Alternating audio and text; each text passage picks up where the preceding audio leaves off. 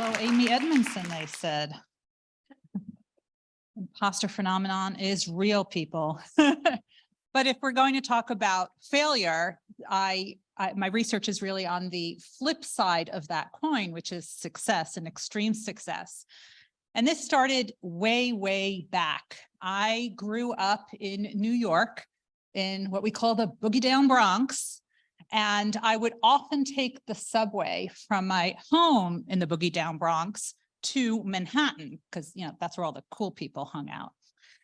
And on the stops along the subway, I would sit and observe people. I'm one of those people who likes to people watch.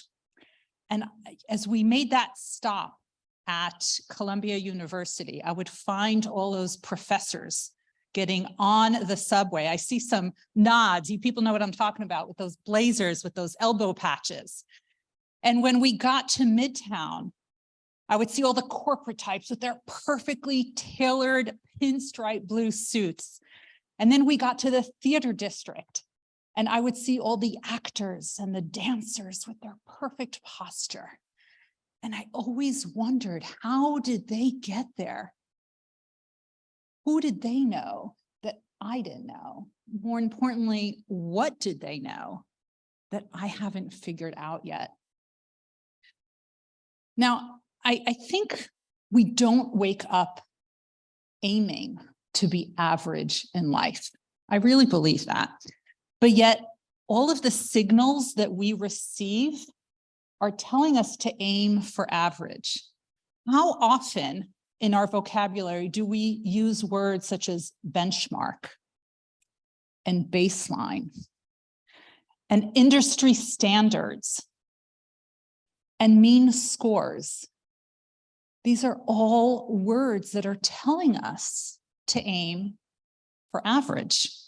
Even our performance appraisals at work are based whether or not we fall above or below the mean. Now, average is fine, but I believe that there are some people who want to be better than fine. They're not satisfied with that. Now, I have been obsessed with success for a very long time. I even studied it for my doctorate. Now, what I had realized was that most people go about trying to achieve success all wrong. How many of us have tried wake up at 5 a.m., right? Or read for 6 to 8 hours a day, or make your bed before you do anything else? These are all random things. They're like a diet. They don't work because they're other people's habits. And we cannot copy and paste somebody else's habits into our own lives. We're trying all these random things and not moving ahead. And this has created a whole new group in the workplace that I like to call the frozen middle. These are people who are doing good work, but they're not quite ready for the big leagues, but they want to be. Now, I've been a student, have a bunch of degrees. I've been in class for a very long time.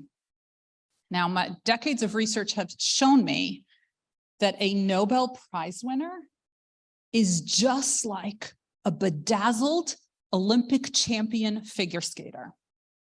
And if that's the case, I figure that success can be learned. But in all these classes I took and all this tuition I paid and all these hours in the classroom and all these degrees, I have never once had a class on how to be successful. All right, people, sharpen your pencils. This is that class, and we're going to do it in 5 minutes and 39 seconds. Now, whether you went to space or in the NFL Hall of Fame, what I realized was that all of these people had the same 4 mindsets. Now, what is it that they all had? And this is really the reason we're here today. One of the first questions that I ask Olympic champions after I interview them, at the end of our interview, I said, can you show me your medal? And it's in the box, it's in the safe, it's under the bed. Or if you are like the most decorated Winter Olympian, Apollo Ono, It was in a brown paper bag in his sock drawer. Now, I thought that was odd. I don't know about you, but if I win an Olympic medal, I'm wearing it to the supermarket. Now, they said to me, it was never about the medal. That's a chapter in my life, not the entire story. And as I think about it, I have interviewed and I have met many, many Nobel Prize winning scientists. I don't know of a single one who quit doing science just because they won the Nobel Prize. If anything, they used that as a launching pad. They said, I would do this for free if I could. They live for the challenge of doing it well. This is their passion. This is their purpose. This is why they can't shut their mind off at night. This is why they jump out of bed in the morning. Now, the second thing is the work ethic. Yes, it's the drive, it's the resilience, it's the grit, it's all those sexy terms, but really, it's how you approach a challenge. Dr. Peggy Whitson is a biochemist who worked at NASA and dreamed of becoming an astronaut. She applied and was rejected. She applied again and was rejected. She applied again and was rejected. Now, how many of you would apply for the same job 3 times? She did this for 10 years, and ultimately, she got accepted. Now, that's a good thing because Dr. Whitson ultimately went on to become the first female commander of the International Space Station, a role she held twice. She spent more days in space than any American astronaut of any gender. And this woman who had to apply for a decade to get the job she wanted ultimately went on to become NASA's chief astronaut. It's not a question of if, it's a question of how. She never questioned if she would become an astronaut. Instead, she focused on how. What is the strategy? I haven't thought of yet. And in the words of Amy Edmondson, and this is how I inscribe all copies of the book, you have to fear not trying more than you fear failing. Now, the third one is the strong foundation. What made you so good early in your career, you're going to continue doing it. Neil Katyal, you might have seen him on the news. He has argued 48 cases before the Supreme Court of the United States. I found his preparation process fascinating. He prepares a binder that has the answer to every possible question he might get asked. He walks into the courtroom, puts that binder on the table in front of him. 48 cases, he's never once opened that binder. But the practice of preparing that binder prepared him for the case. Second, he holds multiple moot courts. He started with 15, now he does 5 before every case. He doesn't say, I've done this before. I know the judges, I don't need to practice. No, he still practices. And last but not least, if you are Neil Katyal's children, your bedtime story the night before the opening arguments becomes the opening arguments, because if a child can understand it, the court will understand it. He doesn't just prepare, he over prepares. As they say in the military, any veterans here? Train hard, fight easy.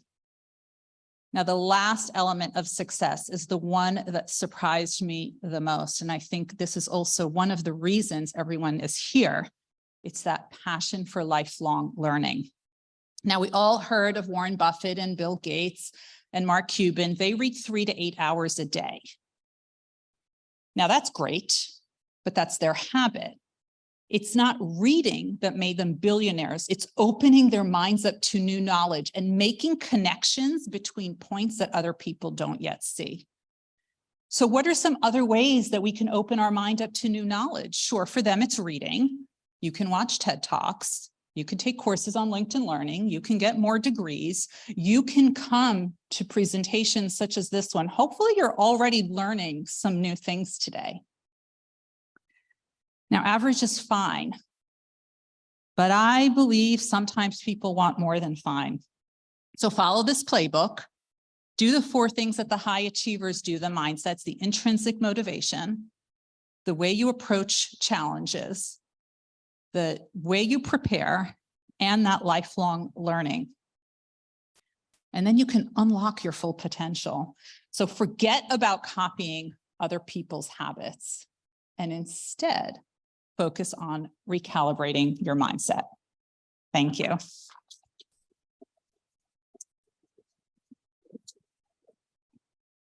Very good, very good. We've got a couple of questions. Okay, you've got that look in your eye, like you're up to no good. Don't worry, you'll be okay.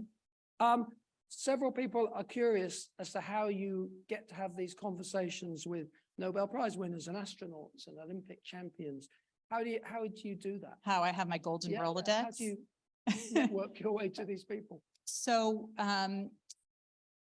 what I needed to meet one Olympian, one astronaut, and one Nobel Prize winner. And when people see that you can be trusted and that you add value, they start recommending you to other people. Now, I'm an extrovert, as you know, talking not a problem. So I can talk to people, and I always say, I want to talk about what I can't Google about you. And that's when things open up. Oh, that's fascinating. And how did you network your way to Charlie the astronaut? Charlie the astronaut. We were on a Zoom together.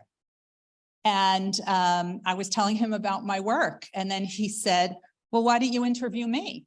And I said, well, I can. And that was how I met the astronaut. And he introduced me to several other astronauts. Yeah, well, that's good. And now he's buddy-buddy with Amy Edmondson. Yeah. See how that works? No, Charlie's a character. Those of you should read Ruth's book. I did a podcast with him, and I said to him at some point, "What does it look like when you look back at the Earth from up there?" And he said he was so busy doing his job that somebody had to tap him on the shoulder and say, "Hey, have a look, take this in, don't miss this." And he's like, "That's just the way he is." That's passion and purpose. Oh, absolutely. Another question. You mentioned lifelong learning. What strategies can individuals use to maintain their intrinsic motivation and enthusiasm for learning throughout their lives, especially, thinking of astronauts, especially in the face of challenges and setbacks? And how can organizations support these efforts to foster a culture of lifelong learning among their employees? All this in 30 seconds. All of that in 30 seconds. All right. Yeah, you can do that. So I think we always need to get back to our why. Why is it that we're doing what we do? I used to run what's called an MD PhD program. I would pull out their application to medical school to remind them of their why. And one of the things that I do when I coach people is I do a passion audit with them, because just because we were passionate about something in the past doesn't mean we're passionate about it now. And we know that our passions change when we have transitions in our lives, a new partner, a move, a new job, a pandemic. Right? So we can do these passion audits with people. Okay. Have we got any other questions quickly? We've got Ruth for another 2 minutes, potentially. Has anybody got a question? I can be found by the coffee all the time. I'm sure you can. Tell us about the new book. Yes, the new book, all the extreme high achievers, they all had not one, but a team of mentors. So my next book is with the Financial Times. It's called The Financial Times Guide to Mentoring. And I'll be talking about all the mentoring relationships and how to do it exceptionally well. Fantastic. Ruth, thank you.